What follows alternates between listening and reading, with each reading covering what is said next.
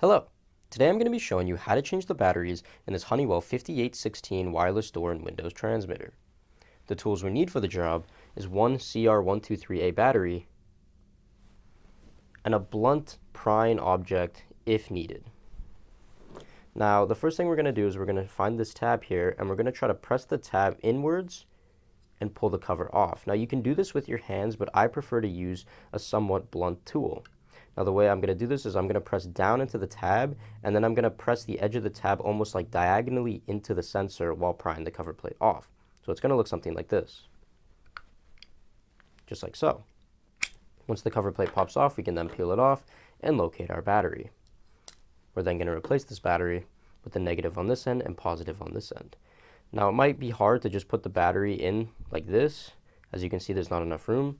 So what I do is I like to press in on that tab with the negative side going in first, and then it kind of helps give space to put the positive end in right after. We're then going to snap the battery into place, wiggle it around, make sure it sits nice and flat. Then to reseal the cover, we're going to line up the bottom first, make sure it's flush, no gaps, no edges, and then we're just going to press it into itself, like so. And once it clicks into place and we inspect that there's no gaps, our job here is finished.